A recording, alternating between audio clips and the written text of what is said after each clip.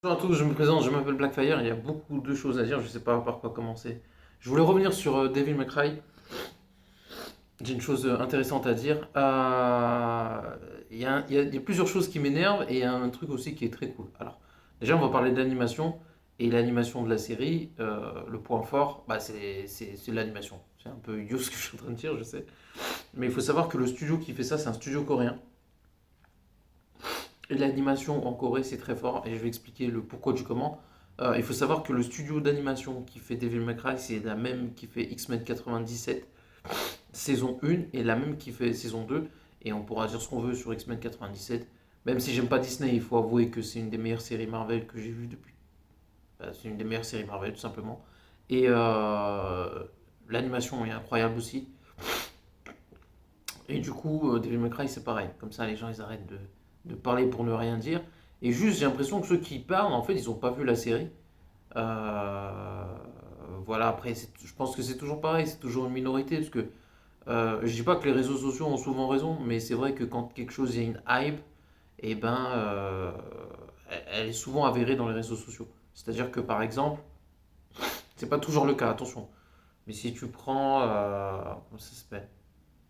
Euh,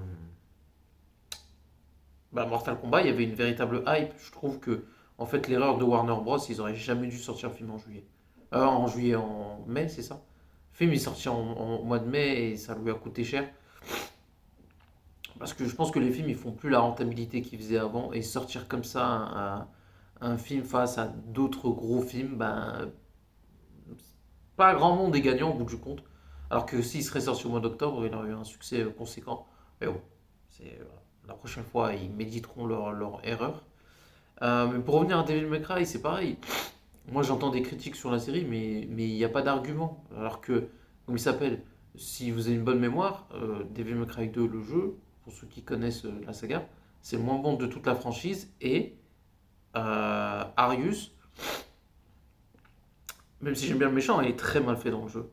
Et Argo Sax, il n'est pas forcément mauvais, mais en gros, c'est beaucoup mieux fait dans la série. Voilà. Je trouve que Virgile est beaucoup mieux écrit. Et j'attends que quelqu'un me prouve le contraire. Parce que jusqu'ici, j'ai dit ça, personne m'a prouvé le contraire.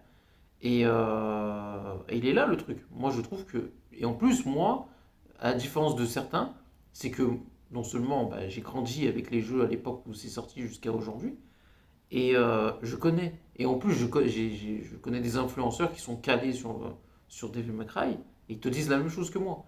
Donc, à un moment, est-ce que c'est parfait? Non. Parce que je pense que Dante pourrait avoir l'aura des deux premiers jeux. Ce que j'ai toujours dit, moi j'ai toujours trouvé que Dante dans DMC2, même si on peut ne pas aimer le jeu, il y a beaucoup de bonnes choses aussi dans le jeu qu'on ne veut pas dire, hein. Rébellion c'est une arme basique mais hyper importante dans la saga de Devil May Cry qui a été créée dans le 2 et qui est restée dans toute la franchise, qui est une des armes les plus fondatrices du personnage, avec Ebony et Ivory, pour ceux qui ne savent pas, c'est deux flingues. Mais voilà, c'est légendaire. Le Rébellion, c'est pareil. Et voilà, il y a plein de choses. L'évolution du Devil Bringer, le gameplay et tout. Il y a pas mal de choses intéressantes dans le 2, même si c'est pas parfait. Et voilà, j'en avais un peu marre de tout ce blabla. Et je voulais rajouter peut-être une chose.